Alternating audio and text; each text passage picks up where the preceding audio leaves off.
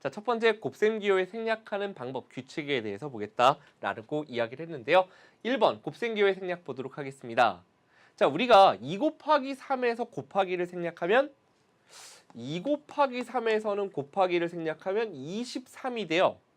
그럼 2 곱하기 3하고 23은 달라져 버리기 때문에 숫자와 숫자끼리의 곱셈에서는 지금껏 곱셈 기호를 생략할 수 없었습니다. 그런데 앞으로는 이제 숫자와 문자 또는 문자와 문자 사이의 곱에서는 곱셈 기호를 생략하여 나타내자라고 약속한 거예요. 왜요, 선생님? 왜요가 아니라 그렇게 쓰기로 여러 가지 약속들을 우리가 하는 겁니다. 따라주시면 되는 거예요.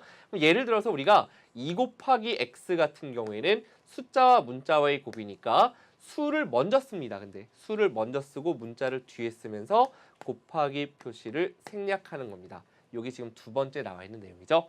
자, 문자와 문자의 곱에서는 곱셈기호 역시 생략한다 그랬는데요.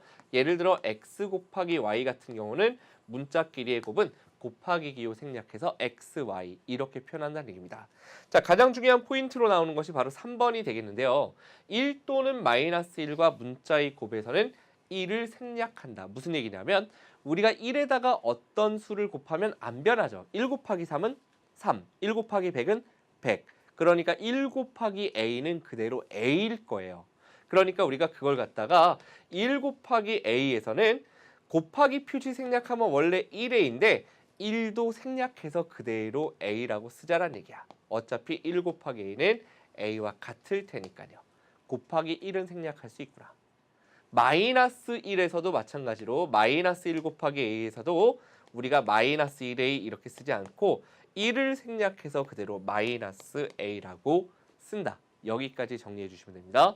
그런데 참고 주의해놓고 나와있죠. 우리 책에 0.1 곱하기 a에서는 0.a로 쓰지 않고 0.1a로 쓴다. 이건 무슨 얘기냐면 아마 이 부분 여러분들 다 공부하면서 왜 그러지? 라는 질문을 아마 많이 할 거라고 생각합니다. 선생님 0.1 곱하기 a에서요. 이걸 0.a라고 써도 상관이 없을 것 같아 보이는데 a가 예를 들어 3이라고 생각해 보면요. 0.1 곱하기 3은 0.3이거든요. 그러니까 a에 3 쓰면 그대로 0.3 좋잖아요. 똑같은데. 그런데 왜 안 될까? 요 생각을 여러분들이 해야 되는 겁니다. 왜냐하면요. a가 한 자리의 자연수일 때는 상관없는데 a가 예를 들어서 23이라고 한번 예를 들어 볼게요. 23. 그러면 0.1 곱하기 23은 2.3이죠. 근데 0.a 자리에 2, 3을 쓰면 이 두 수는 서로 같아요? 달라요? 달라져요.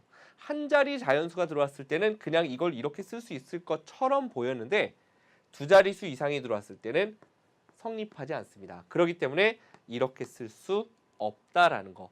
0.1에서의 1은 생략하지 않는다.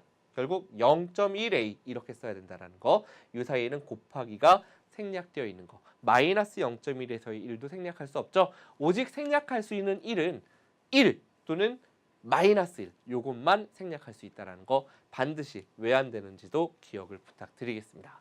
자, 다음 내용으로 한번 들어가 보도록 하겠습니다. 다음 내용 볼게요. 자, 문자끼리의 곱에서는 각 문자는 알파벳 순서로 쓴다. 이것은 가능하면 그렇게 씁니다. 아셨죠? 최대한 맞춰서 써주시면 돼요.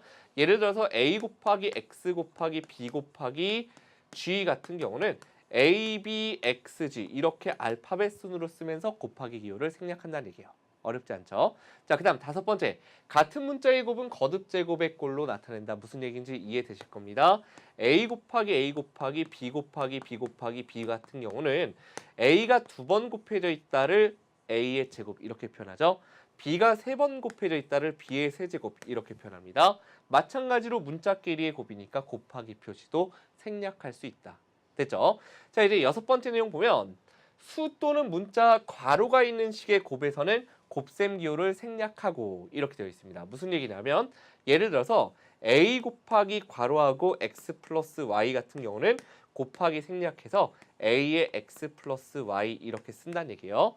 여기선 한 가지 주의할 건 이건데 선생님 그러면 x 플러스 y 곱하기 a 같은 경우도 마찬가지로 곱하기 생략할 수 있겠네요.